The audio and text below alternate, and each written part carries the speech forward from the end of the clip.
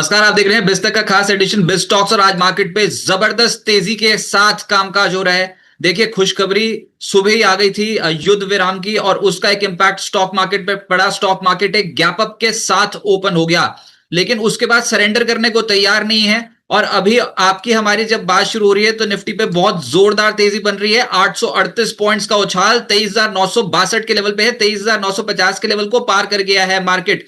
क्यों इतना खुशी मना रहा है मार्केट? फटाफट से मैं आपको अपडेट दे दूं। एक तो सीज फायर की खबर है और दूसरी आरबीआई पॉलिसी की खबर है। पहले सीज फायर वाली खबर से शुरुआत करते हैं।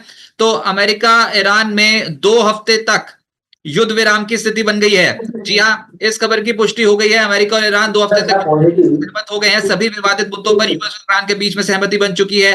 ट्रंप 2 हफ्ते तक ईरान पर हमले रोकने को तैयार हो गए। ईरान से 10 बिंदुओं का प्रस्ताव भी उनको मिला है। 10 शर्तें रखी हैं ईरान ने इस युद्ध विराम करने के लिए, और डोनाल्ड ट्रंप बोल रहे हैं कि उस पर विचार करेंगे। अब कितना विचार करेंगे यह समय बताएगा, लेकिन अभी फिलहाल हॉर्मुज से जहाजों की आवाजाही जो है वो सामान्य रहेगी अगले 2 हफ्ते तक। इसी के चलते कच्चा तेल 14% से ज्यादा टूट गया, स्टॉक मार्केट दौड़ गया 3.25% से ज्यादा। निफ्टी पे ही उछाल देखने को मिल रहा है और जोरदार तेजी के बीच में कर रहे हैं हम कामकाज। 10 अप्रैल से इस्लामाबाद में चर्चा भी शुरू हो रही है अमेरिका और ईरान के प्रतिनिधियों के बीच में, और ये पहली बार जंग के बाद पहली बार ऐसा हुआ है कि जब दोनों देश जो हैं वो आमने सामने आएंगे और चर्चा करेंगे। तो ये पहली खबर थी जिसके कारण एकदम से स्टॉक मार्केट पे आज के सत्र में जोरदार तेजी देखने को मिली और इसका असर बहुत स्ट्रांग पड़ गया। दूसरी खबर जो आज आती हुई नजर आई, उसमें आरबीआई ने ब्याज दरों में कोई भी छेड़छाड़ जो है वो नहीं की, और आरबीआई ने ब्याज दरों में कोई भी बदलाव जो है वो नहीं किया। ये रेपो रेट 5.25% पे बरकरार रखा। अभी 10 बजे पॉलिसी आई थी और उसके बाद बाजार में और तेजी बढ़ गई। आरबीआई ने न्यूट्रल रुख को जो है वो भी बरकरार रखा है। और पश्चिम एशिया तनाव का असर ग्रोथ पे देखने को मिल रहा है। ग्लोबल सप्लाई चेन में दिक्कतें देखने को मिल रही हैं, लेकिन फिर भी आरबीआई गवर्नर का कहना है कि जो अर्थव्यवस्था है भारत की वो मजबूत है। रियल जीडीपी अनुमान जो है वो FY27 के लिए 6.9% का रखा गया है। हालांकि Q1 FY27, Q2 FY27 में जीडीपी एस्टिमेट्स को थोड़ा सा डाउन साइड पे रिवाइज किया है। महंगाई FY27 में सीपीआई महंगाई 4.6% रहने का अनुमान है। और ये दो ऐसे कारण जो आज स्टॉक मार्केट जिसके कारण बहुत स्ट्रॉन्ग तेजी में बनता हुआ नजर आया। मेरे साथ रूपक डेजी इस समय ज्वाइन कर रहे हैं। रूपक जी नमस्कार। नमस्कार रजत जी। बहुत बहुत स्वागत है सर आपका बिस्तक पे। Thank you for having me here. Sir, सबसे पहले तो ये युद्ध विराम की स्थिति में अब आप क्या समझते हैं बाजार में कितनी बड़ी चाल बन सकती है? क्या टारगेट्स लेकर चल रहे हैं आप निफ्टी पे? मैं ऐसा करता हूं, मैं चार्ट्स भी लगा देता हूं स्क्रीन पे ताकि दर्शकों को समझ में आए कि आज मार्केट पे इतनी जोरदार तेजी कौन से लेवल से बननी शुरू हुई। तो क्या ट्रैक कर रहे हो आप स्टॉक मार्केट में सर आज ओपनिंग जब से हुई है तब से लेकर अब तक? जी देखिए, लास्ट वीक बताया था कि जब रिमोट चल रहा है सीज फायर का तभी लेना होगा स्टॉक, नहीं तो सीज फायर पर हो गया तो लेने का मौका नहीं मिलेगा। तो कुछ स्टॉक्स जैसे कि 10-10% ऊपर खुला है, 8-10% ऊपर खुला है। तो अभी आज तो खास कुछ लिया नहीं, वेट कर रहे हैं नीचे के लेवल के लिए, क्योंकि हमारा जो लेवल था वो 24,000 इनिशियल टारगेट था हमारा 23,500, फिर 24,000। तो 24,000 के आसपास ऑलरेडी थे। यहाँ से 24,300 तक जा सकते हैं हायर एंड पे। तो यहाँ से 300 पॉइंट और अपसाइड की उम्मीद है, एक्सपेक्ट कर रहे हैं। और नीचे हमारा सपोर्ट है 23,800 का अभी फिलहाल। उसके नीचे निफ्टी कंसोलिडेशन मोड में आ सकता है। तो डेफिनेटली न्यूज़ कितना भी पॉजिटिव हो, स्टॉप लॉस जो है वो मेंटेन करके चलेंगे, ट्रेल करते हुए आगे बढ़ेंगे। हायर एंड पे 24,300 तक का एक रेजिस्टेंस है, वहां पे जाके फिर एक बार कॉशियसनेस अपनाएंगे। तो ये इसी झटके में 24,300 पहुंच जाएगा क्या, या फिर बीच में कोई रुकावट भी है सर? नहीं, झटका तो हो ही गया, अभी थोड़ा थोड़ा धीरे धीरे जा सकते हैं। झटका जो होना था हो गया, अभी 100-150 पॉइंट ऊपर करके जा सकते हैं 1-2 दिन में ऊपर। और ये जो भी हुआ, जो डोनाल्ड ट्रंप और ईरान के बीच में जो सहमति बनी, युद्ध विराम की स्थिति बनी, ये आप कैसे देखते हो? ये इसमें आप जीत किसकी समझते हो, किसकी होती हुई नजर आए, ईरान की या फिर यूएस की? बहुत बुरा भला कह दिया था ईरान को सर, और ये डेडलाइन बस आज ही थी, आज सुबह तक का ही वेट कर रहे थे, और जैसे ही वो डेडलाइन खत्म होने को थी, खत्म हो गई थी लगभग, तभी ईरान 10 शर्तें सामने रखकर और बोलते हैं कि चलो सीज फायर के लिए मान जाते हैं। तो मुझे लगता है कि सीज फायर हुआ और आगे जब तक डील साइन नहीं होता है तब तक ये थोड़ा बहुत एकदम नहीं, बहुत ज्यादा नहीं, बट थोड़ा बहुत एक कोना में एक अनसर्टनिटीज रहेगा। किसी भी वक्त वो अनसर्टनिटीज एक्सपैंड हो सकता है। तो ऐसा नहीं कि पूरा हम लोग एकदम सिक्योर हो गया और ओनली अपसाइड अपसाइड ही देखने को मिलेगा, ऐसा भी नहीं। तो जब कभी भी, क्योंकि सिस्पेयर होता है तो सिस्पेयर वायलेशन का ऑप्शन भी रहता है। तो एक तो हमारे लिए एक रिस्क रहेगा जो भी अभी विजिबल नहीं है, बट किसी भी वक्त आ सकता है। तो हमें क्या करना होगा, हमें लॉन्ग्स करना है या शॉर्ट्स जो भी करना है वो एक स्टॉप लॉस रख के करना है, एक मेंटल स्टॉप लॉस या फाइनेंशियल स्टॉप लॉस डाल के ट्रेड करना होगा। Okay right. और अभी के हिसाब से हो ये रहा है कि बाजार यहाँ पर वन वे ट्रैक पे ऊपर सीज फायर की खबर के बाद हमने देखा कि स्टॉक मार्केट में बहुत बहुत स्ट्रॉन्ग एक्शन बनता हुआ नजर आया और 23,950 के लेवल के ऊपर निफ्टी निकल गया। 3.5% निफ्टी ऊपर, बैंक निफ्टी 5% ऊपर। इंडिया विक्स जो बहुत बड़ा सरदर्द बना हुआ था, लगातार बढ़ते देखा था हमने इसे, 25 के लेवल के ऊपर निकल गया था, अब 19.6 है। 20% का आज ड्रॉप इंडिया विक्स में देखने को मिला है। तो वोलेटिलिटी घटी है, डर कम हुआ है आज मार्केट का।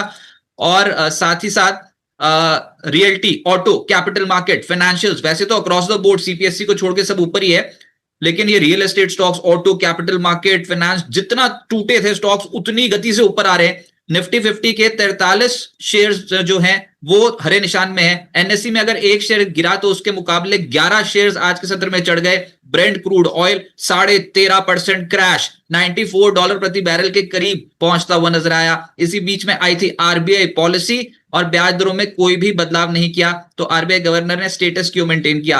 अब सर मुद्दा यह है कि क्या अच्छा लग रहा है मार्केट में? अभी सुनहरी पिक्चर तो दिखाई दे रही है, लेकिन क्या आपको इस तेजी में अभी खरीदना है या फिर किसी डिप का वेट करोगे तब खरीदना है, और खरीदोगे तो क्या खरीदोगे? तेजी में मुझे लगता है खरीदना चाहिए, शॉर्ट टर्म ट्रेड के लिए खरीदना चाहिए। Auto, banks, mainly private sector banks खरीदना चाहिए, ऑटो स्टॉक्स खरीदना चाहिए, छोटा पुल बैक के लिए रियल्टी स्टॉक्स खरीदना चाहिए। तो मोरल जो, जैसे कि आपने बताया कि जो स्टॉक जितने जोर से गिरा था वही स्टॉक ज्यादा रिकवरी दे रहा है। इंडिगो कितना जोर से गिरा था इसलिए स्ट्रॉन्ग रिकवरी दे रहा है। तो ये सब में रखना चाहिए। स्टॉक लाइक एलएनटी भी बहुत ही अच्छा लग रहा है। ओके राइट सर, बहुत सारे व्यूअर्स हमारे साथ इस समय कनेक्टेड हैं और वो पूछना चाहते हैं आपसे सवाल, लेकिन इसी बीच मार्केट में जो जो तेज हो रहा है ना, मैं फटाफट से वो स्क्रीन में भी लगा देता हूँ। गेनर्स और लूजर्स की सूची आप ग्रो के टर्मिनल पे देख पाओगे, और उसमें वायदा कारोबार पे जो सबसे ऊपर ऊपर आज दिखाई दे रहा है वो है अशोक लेलैंड, फिर है अदानी ग्रीन, फिर है श्रीराम फाइनेंस, नाम इंडिया, इंडिगो जिसके बारे में भी सर बात कर रहे थे, एचपीसीएल, बीपीसीएल तो एकदम से 9-10% ऊपर आ गए हैं, क्योंकि ये टूटे भी इसी रफ्तार से खाड़ी देशों में तनाव के चलते। अब इस सूची में Ashok Leyland, Adani green, Shriram finance, Nippon life India, AMC, Indigo, HPCL, आपको क्या अच्छा लग रहा है? कि मुझे ये जो सारे नाम बताए सारे अभी इस मोमेंट पे अच्छा लग रहा है। तो अशोक लेलैंड की बात करना चाहूँगा। इसने 200 डेज मूविंग एवरेज को रिक्लेम किया और प्रीवियस जो एक कंसेशन जोन था उस जोन के ऊपर सपोर्ट लिया था। तो मुझे लगता है सिग्निफिकेंट अपसाइड के लिए रेडी है। यहाँ से 190 तक जा सकता है और नीचे अभी 164 का स्टॉप लॉस डाल के अशोक लेलैंड को बाय किया जा सकता है। ओके राइट सर, ये स्टॉक मार्केट इंटरमीडियरीज और एएमसी स्टॉक्स अभी आपको कैसे लग रहे हैं? नाम India, HDFC, AMC, in fact Bombay stock exchange, ये सब स्टॉक्स अभी आपको कैसे लग रहे हैं? तो बीएससी और नाम इंडिया बहुत बढ़िया लग रहा है। नाम इंडिया का चार्ट अगर देखता हूँ तो मैं देख रहा हूँ कि एक कंसोलिडेशन पैटर्न था, एक डाउनवर्ड्स कंसोलिडेशन पैटर्न जो ट्रेडर्स के मन के अंदर एक दुविधा थी, उस दुविधा मुझे लगता है खत्म हो गया फॉर द टाइम बीइंग। एक सिग्निफिकेंट ब्रेकआउट दिया नाम इंडिया ने और प्राइस मुझे लगता है 1000 तक जा सकता है। करेंटली 916 के आसपास है। एक स्टॉप लॉस डालना होगा 880 का और 1000 रुपीज के लिए एक टारगेट बनाया जा सकता है। ओके, और बॉम्बे स्टॉक एक्सचेंज जो भी आप बता रहे थे, वो वाला स्टॉक कैसा लग रहा है अभी आप? बीएससी तो हमेशा बढ़िया लगता है, कोई भी डिप मिले तो खरीदना चाहिए। और प्रीवियस जो छोटा एक स्विंग हाई था, स्विंग हाई के ऊपर अभी सस्टेन करते हुए दिखाई दे रहे। 3000 का स्टॉप लॉस रहेगा। डिप मिले तो बेहतर है, डिप नहीं भी मिले तो भी खरीदना ही चाहिए। मुझे लगता है 3500 तक जाना चाहिए। पर this is trading at record high levels, near to record high levels आज लगा है। हाँ है ना, 3208 का हाई लगा है। वैसे इसका रिकॉर्ड हाई लेवल है 3227 पर। इतने दिनों के तो तनाव झेलना था, झेल जाते। रिकॉर्ड हाई लेवल्स पे तो पहुंच ही रहा है स्टॉक। ये रेजिस्टेंस है क्या? हाँ जी, हाँ, छोटा मोटा रेजिस्टेंस के तौर पे काम करेगा, बट जिस जिस स्ट्रेंथ के साथ अभी आज ट्रेड करते हुए दिखाई दे रहा है, मुझे लगता है ये रेजिस्टेंस निकाल लेगा। ओके। और उसके बाद जो मिड कैप स्टॉक्स में आज के सत्र में गदर मचा है वो तो अलग ही स्केल का नजर आ रहा है। बड़े वाले तो चले ही, छोटे वाले तो और भी चढ़ गए। उसमें ये तो दिखाई दे रहा है अशोक लेलैंड बार बार आ रहा है, ये वाला स्टॉक वायदा कारोबार का टॉप गेनर, मिड कैप्स का निफ्टी 500 का टॉप गेनर। फिर Aditya Birla real estate, property market, real estate से जुड़ी कंपनियां दौड़ी हैं आज जबरदस्त। अदानी ग्रुप के शेयर्स ऐसे धाकड़ भागे हैं आज, अदानी ग्रीन, अदानी एंटरप्राइजेस, ये सब स्टॉक्स ऊपर। टाटा मोटर 10% चढ़ता देख लो, ऐसे भी चढ़ सकता है। टाटा मोटर 10% ऊपर है। ये टाटा मोटर ये कमर्शियल व्हीकल है ना। उसके बाद फिर श्रीराम फाइनेंस, प्रेस्टीज एस्टेट्स, चोला फाइनेंस, ये सब। सर दूसरा क्षेत्र, एक तो हमने कैपिटल मार्केट इंटरमीडिएट्स की बात करी और दूसरा फिर फाइनेंशियल्स। फाइनेंशियल्स में क्या अच्छा लग रहा है अभी आपको? फाइनेंशियल में एलटीए, एबी कैपिटल, ये सारे स्टॉक्स, बजाज फाइनेंस अच्छा लग रहा है।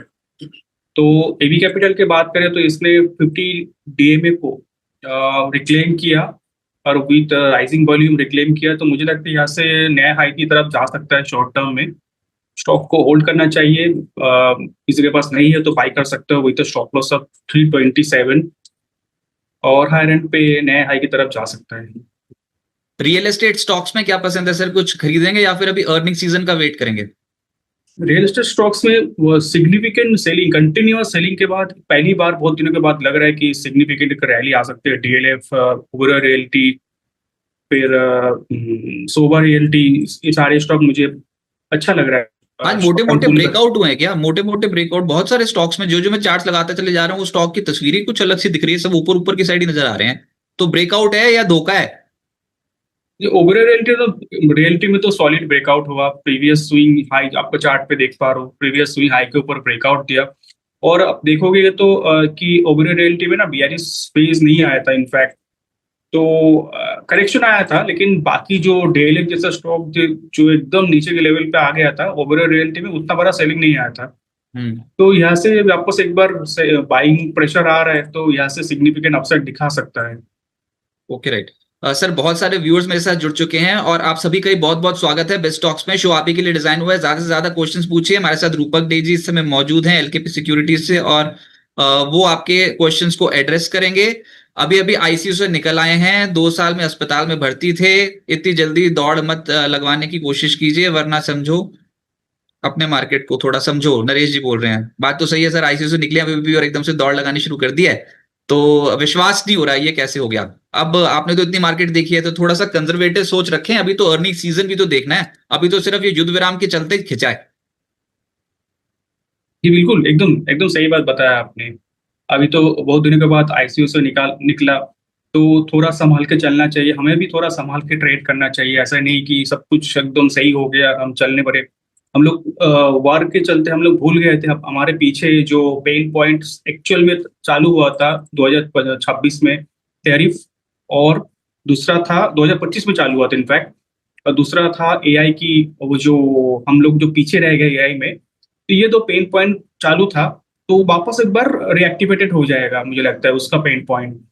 तो हमें संभाल के चलना चाहिए। ऐसा नहीं कि कल ही हमारे 26,000 27,000 हो जाएगा निफ्टी, बट डेफिनेटली वो लेवल्स आएंगे, वो सारे लेवल्स भी आएंगे और अपना टाइम पे ही आएंगे। अच्छा, और आपने वो थोड़ा फ्लैशबैक की बात कर दी ना, मैं एक एक चीज और बता दूं यहाँ पर व्यूअर्स को, हम बहुत दिनों से वो ट्रैक कर रहे हैं। तारीख थी 7 अप्रैल 2025 और अभी भी 7 अप्रैल 2026 जो अभी गई है कल।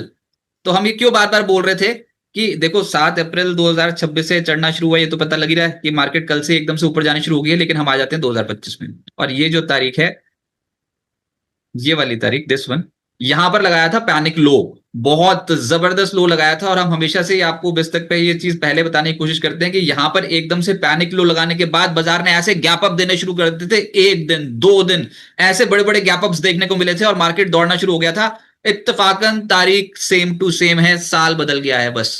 तो सर ये वाला खेल हुआ था अप्रैल में, तब भी डोनाल्ड ट्रंप ही थे। इन्होंने कुछ वो पिन पॉइंट करके रखी हुई है कुछ तारीखें, ऐसा लग रहा है अप्रैल 2025 में भी ऐसे ही दौड़ना शुरू किया था मार्केट। और ये फिर वही बात हुई है, 7 अप्रैल 8 अप्रैल मार्केट ऐसे ही दौड़ना शुरू हुआ है। तो ये तो फिर फ्रैक्टल है, कट कॉपी पेस्ट। जी तो बिल्कुल बहुत बढ़िया डेटा दिखाया। वो था लिबरेशन डे, जो टैरिफ अनाउंसमेंट था 2025 के 7 अप्रैल को।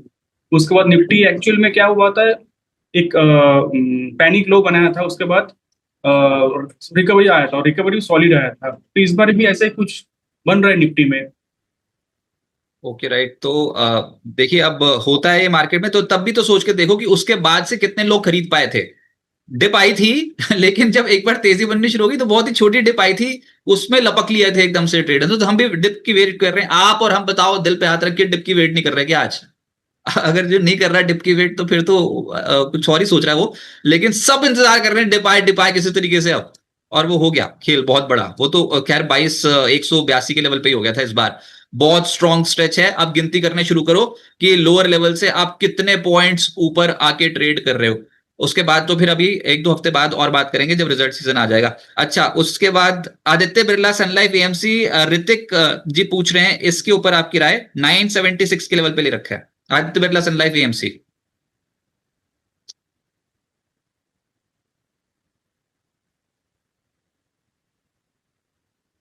जी स्टॉक चार्ट पे पॉजिटिव लग रहा है।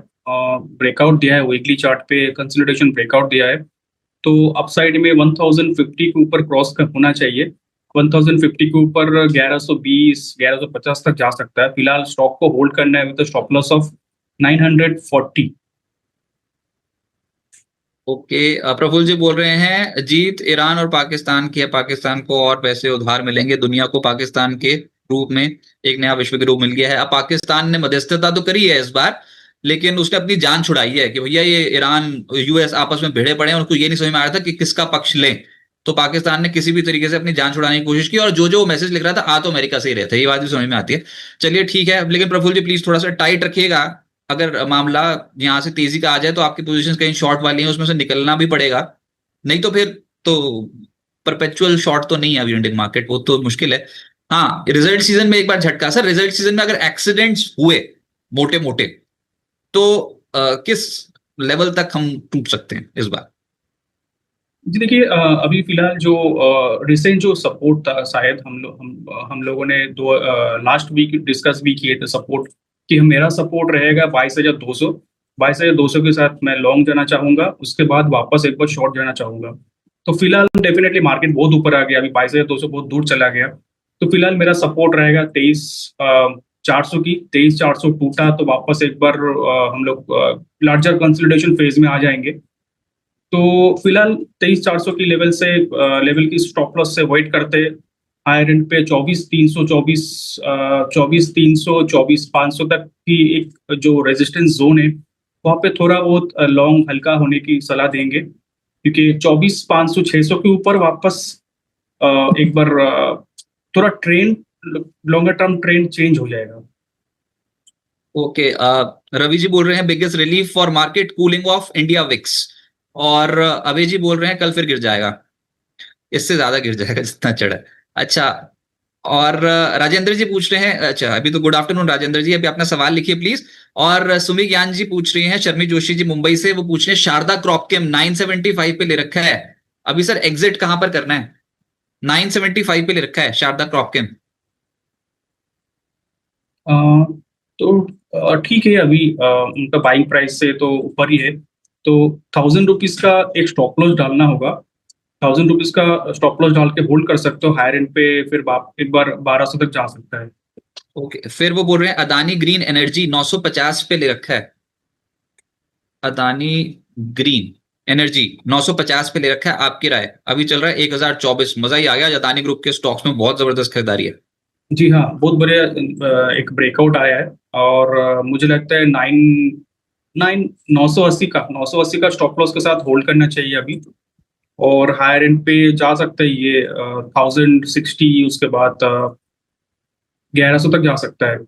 आधा ट्रेंड तो बुक। पॉजिटिव है थोड़ा बहुत। ओके, आधा बुक करके बाकी छोड़ते हैं। अच्छा वाले अच्छी वाली कमाई हो रही है दोनों स्टॉक्स में। होल्ड कर सकते हैं अगर स्टॉप लॉस थोड़ा और नजदीक रखना है, मतलब स्टॉप प्रॉफिट रखना है तो 1,000 रुपीज में स्टॉप प्रॉफिट रख सकते हो।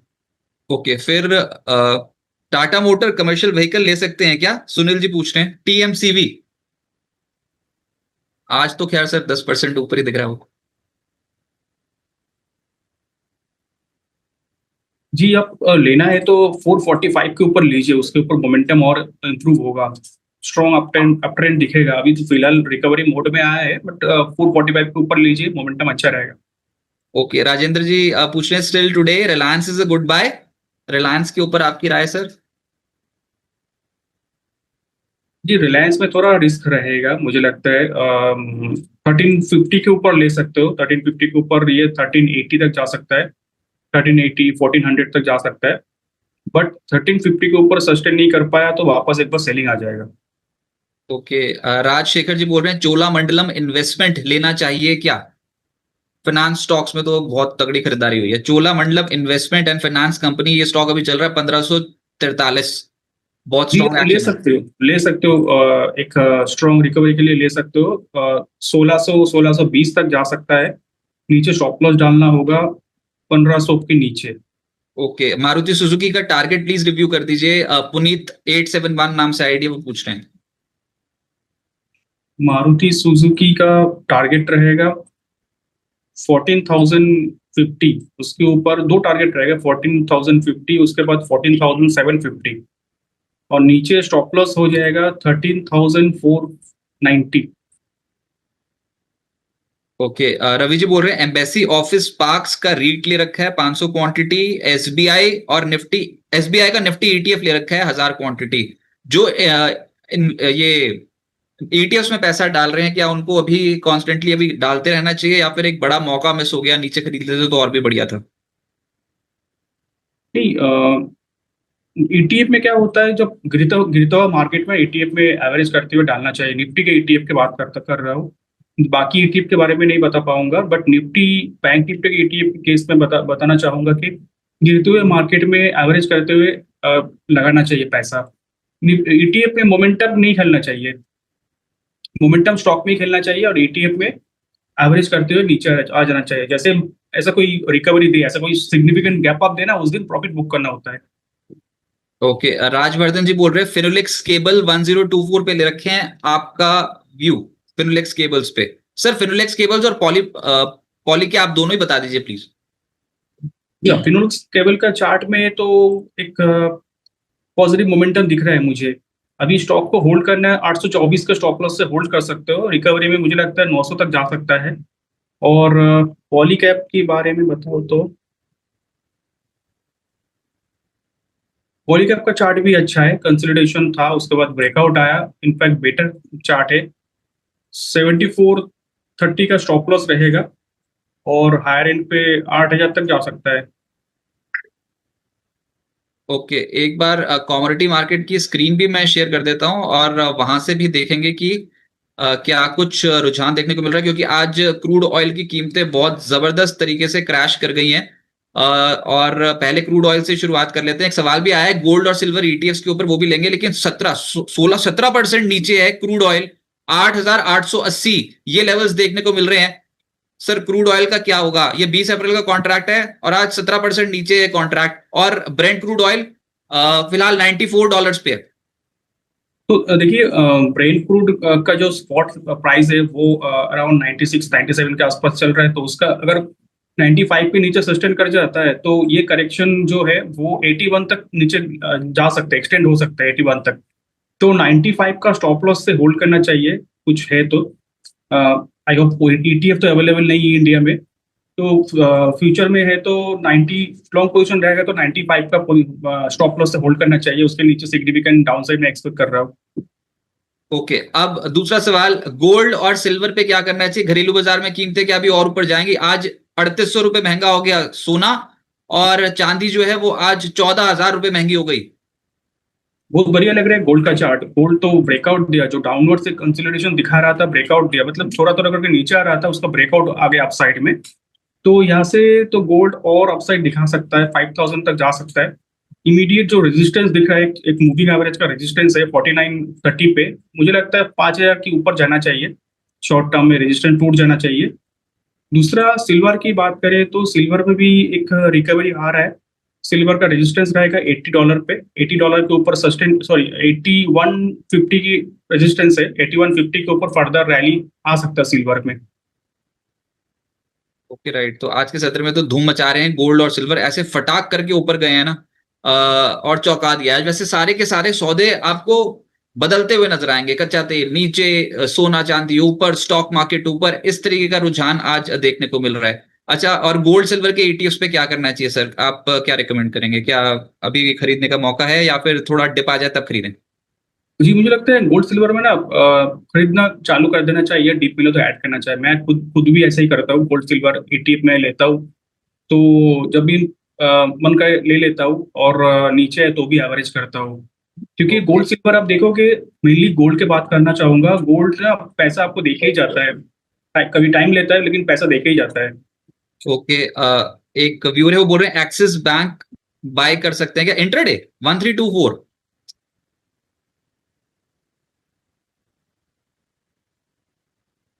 बोल रहे हैं इंट्राडे में खरीद लें। 1 घंटे थोड़ा सा नीचे आया है, बोल रहे हैं कि अभी खरीद लें।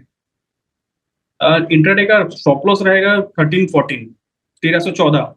उसका स्टॉप लॉस से ले सकते हो, यहाँ से 10-12 रुपये ऊपर दे सकता है।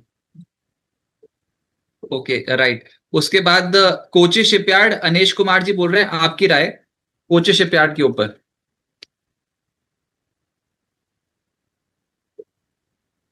कोचिंग शिपयार्ड का चार्ट अगर देखूं मैं, तो मुझे उतना भी खास कुछ नहीं लग रहा है। मोमेंटम आएगा 1450 के ऊपर, उसके बाद बाई कर सकते हो। फिलहाल तो अवॉइड करना चाहूंगा। नीचे के लेवल मिले जैसे 1350-60 के आसपास मिले तो ले सकते हैं 1300 के स्टॉप लॉस के साथ। शुभ शुक्ला जी बोल रहे हैं Birla money, Birla money, Aditya Birla money. Okay, ये स्टॉक पे आपकी राय और ऐड कर सकते हैं क्या?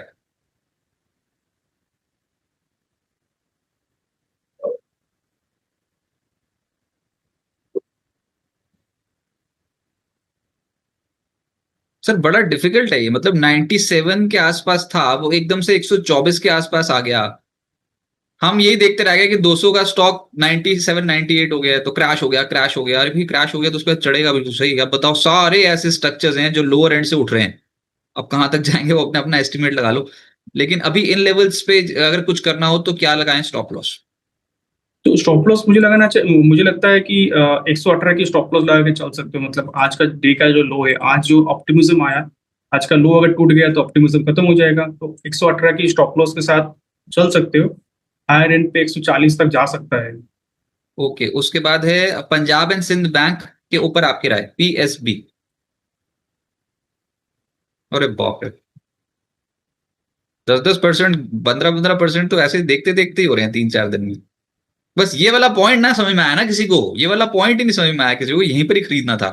तो सब कुछ लगा देते हैं स्टॉक मार्केट में, फटाक करके ऊपर जाना शुरू कर देते हैं, सबके 10-10 15-15% बन जाते हैं। अब सवाल ये है कि जब ये स्टॉक आ ही गया नीचे से ऊपर, नीचे से ऊपर ये आ गया लगभग 12% के आसपास ऊपर, तो 12% के बाद क्या करना चाहिए? 12% नहीं, ज्यादा है, गलत। ये आ गया नीचे से ऊपर लगभग 18%, 18% का जंप है, अब क्या करना चाहिए? तो अभी आज का जो डे लो है ना, उस डे लो की स्टॉप लॉस के साथ बाई कर सकते हो या होल्ड कर सकते हो। हायर एंड पे मुझे लगता है कि शॉर्ट टर्म में अपसाइड दिखाना चाहिए, और 27 तक जा सकता है ऊपर में। और नीचे डे लो का स्टॉप लॉस 2380 का स्टॉप लॉस रहेगा।